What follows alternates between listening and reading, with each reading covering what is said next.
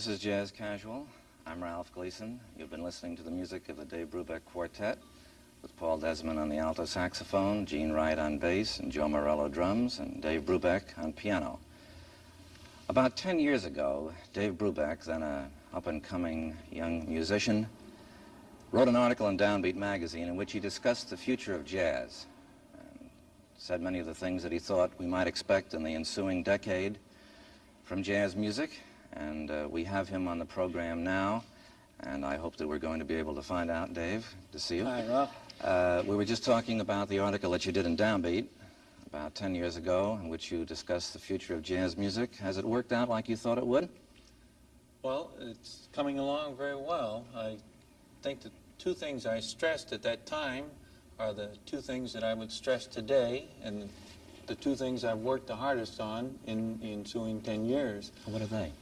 Well, I brought up polytonality, that I thought we should be using more adventurous harmonic changes, and one good way to do that in jazz, which offered the musician much liberty without breaking the fundamental rules of jazz, was to keep the basic chord progressions of any standard tune. Say a pianist would play in this key in one hand, but in this hand play in a new key, a different key, and he'd be getting all his altered chords that way. And yet he wouldn't be throwing his bass player, because this is the hand that the bass player is going to work with, wouldn't be throwing the other musicians too much, and yet he could become very adventurous. Now, rhythmically, I talked in terms then of doing things polyrhythmically. The harmonic approach was polytonality. Rhythmically, I wanted to do things polyrhythmically, because I thought jazz was much too tame. And the way I wanted to set up the group was that the drummer would be playing one rhythm, the bass player another rhythm, and Paul and I could play in either of those rhythms or a new rhythm. Now, we've done this, and we're doing it better now than we did 10 years ago. And the album Time Out was the first album where we took a whole series of time signatures, different than we're used to playing in. And the next album, current album, is called Time Further Out. Well, now, you just did the Take 5 from Time Out. And it's very interesting to see that that is now being accepted by the public. Well, now, how did you use this in Take 5, for instance, which you just finished playing? Well, we recorded that about 2 years ago, and it's a tune written by Paul Desmond, and that was where we were going to take different time signatures than the usual jazz. Now, the idea was that jazz used to challenge the public and make them think in terms more advanced rhythmically than they were used to thinking in. In the 20s, it was hard to get a group of people to clap on 2 and 4. 1, 2, 3, 4. This was difficult. Well, we haven't gone much further. The public is ready for something new, because everybody that listens to jazz can clap on 2 and 4. At this period, 30 years is long enough to be stuck there. So it's time that the jazz musicians take up their original role of leading the public into more adventurous rhythms. And you think this is what is now going to take place? Well, the Take 5 is proof of it. After all, the kids are tired of rock and roll, too. And yet they can dance in 5/4 time. Well, now, are you doing this in any other way with other numbers that you've written and that you're recording and playing?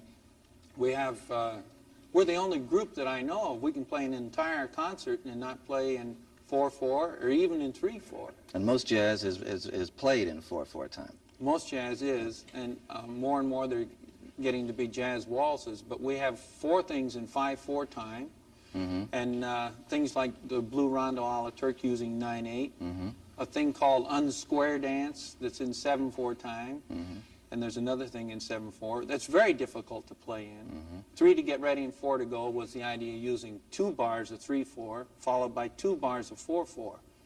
Now, many groups do these things, and they play the first chorus that way, and then they go cop into 4/4, out. Then they go into 4/4. In our group, if we set up this pattern, we're going to stay in the difficult time signature throughout and improvise. Just like you heard Paul just now, he was in 5/4 time. He can probably play in 5/4 better than any musician in the world, maybe as a horn man, and Morello's got it sewed up as a drummer. Well, now, can you show us some of these different rhythmic things that you're going to do? Yes. The tunes, what tunes would you play for us now? I'll do a thing called a Raggy waltz. Yeah. Now, the rag was the first written form in jazz. And they used to play 1, 2, 3 against 4 over here. Now, we're going to start with the idea we're going to play a waltz and put 1, 2 on this side. All right. And we'll combine the rag and the waltz. Now, we might get into tempos of 3 or 4 or 2. We're free to do anything we want as long as we don't break the basic idea. Okay, well, we'll listen to that. Thank you, Dave. This is going to be Raggy Waltz, the Dave Brubeck Quartet, and I urge you all to listen and watch closely and see if some of the things that Dave just described to us turn up in this tune as the Dave Brubeck Quartet plays it. Raggy Waltz.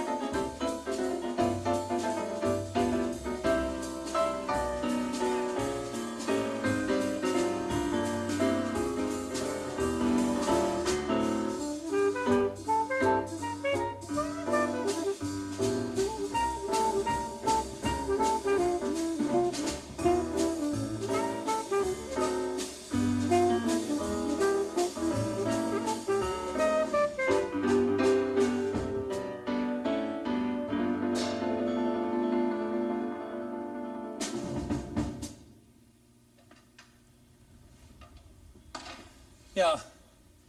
Well, that's the idea when you get into two or more tempos at the same time, because that came off kind of like I hope it should or hope that it will. And if you were counting, which we weren't, because you can't count up here, you either know what you're doing or not, all you can hope to do is come out at the downbeat together. Now, we'd like to do another thing in 5/4 time. This is called Castilian Blues. And if we hadn't played other tunes in 5/4, we'd have a lot of trouble in playing in this time signature. But it's because we've done the Time Out album that we can do the Time Further Out album. And because of that album, we can do an album that will be out in about 1.5 years called Time and Space, where I've written a thing in 10/4, Paul's written a thing in 11/4. Now, these tunes are like always a point of departure for something that we hope to be more natural for us and easier for us to do at a later date. This is called Castilian Blues.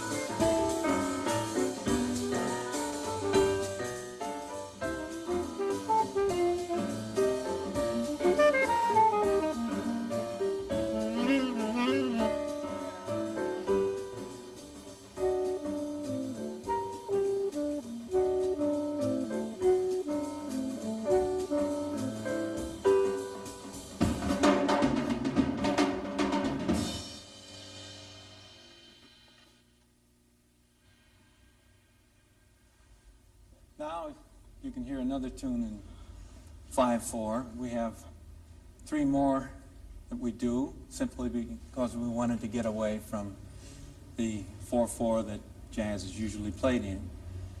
There's quite a bit of 3/4 going around these days. And we have one now we'd like to do for you called Waltz Limp. It's from a ballet I'm doing where the girl loses her ballet slipper. She starts to limp. The corps de ballet follows her around, limping. They create a new dance.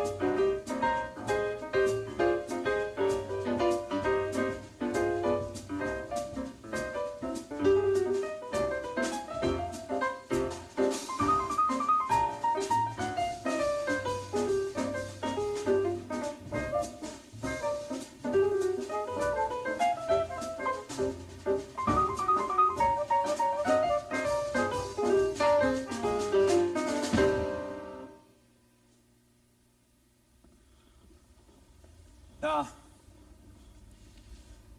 we used a 9/8 time that I would like to demonstrate a bit because it's quite different than most jazz. You count it 1 2 1 2 1 2 1 2 3, which totals 9.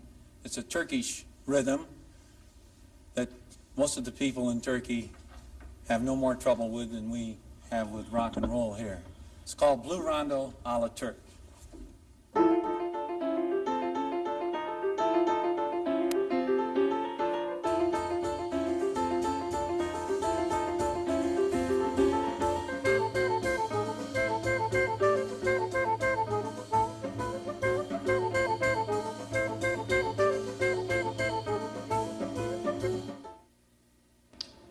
Well, I don't think that we ever need worry about jazz in the future being dull.